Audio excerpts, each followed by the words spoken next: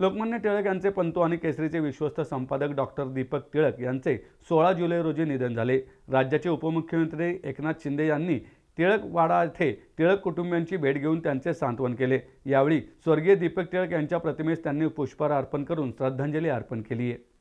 यावेळी विधान परिषदेच्या उपसभापती डॉक्टर नीलम गोरे, आमदार विजय शिवतारे, स्वर्गीय दीपक टिळक यांचे पुत्र रोहित टिळक, स्नुषा, प्रणिती टिळक, मुलगी गीताली टिळक, नातू रौनक टिळक आदी उपस्थित होते। शिंदे यावेळी माध्यमांशी बोलताना म्हणाले, लोकमान्य टिळक यांचे पंतू डॉक्टर दीपक टिळक यांचे दुःखद निधन झाले असून आपल्या सर्वांसाठी ही अतिशय दुःखद घटना आहे। डॉक्टर टिळक यांनी संपादक म्हणून काम पाहिले असून त्यांच्या निधनाने पत्रकारिता, साहित्य, मराठी संस्कृतीमध्ये पोकळी निर्माण झाली आहे। त्यांच्या कुटुंबियांच्या दुःखात सहभागी आहोत। स्वातंत्र्यपूर्व काळात लोकमान्य टिळकांनी केसरी वृत्तपत्राच्या माध्यमातून दिलेल्या लढ्याचा वारसा टिळक परिवार पुढे नेत आहे। त्यांचा आम्हाला अभिमान आहे असेही शिंदे यांनी यावेळी म्हटले। लोकमान्य बाळ गंगाधर टिळक यांचे पंतू डॉक्टर दीपक टिळक यांचं दुःखद निधन झालं आणि ही अतिशय दुःखद घटना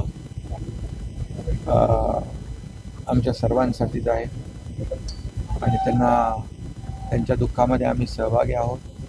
डॉक्टर दीपक टिळक यांना आम्ही भावपूर्ण श्रद्धांजली अर्पित करतो। खरं म्हणजे संपादक, पत्रकार, केसरीकार म्हणून त्यांनी काम पाहिलं आणि स्वातंत्र्यपूर्व काळात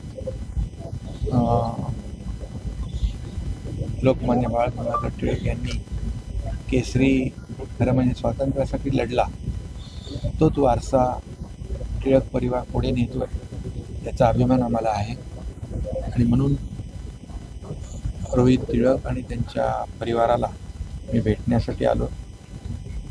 डॉक्टर दीपक टिळक यांना पुन्हा एकदा मी भावपूर्ण श्रद्धांजली अर्पित करतो। खरं म्हणजे त्यांच्या जाण्याने एक पत्रकारिता, साहित्यिक आणि मराठी संस्कृती यामध्ये एक पोकळी निर्माण झालेली आहे। खऱ्या अर्थाने ईश्वर त्यांच्या कुटुंबियांना हे दुःख पचवण्याची शक्ती देव, ईश्वर त्यांनी प्रार्थना करतो।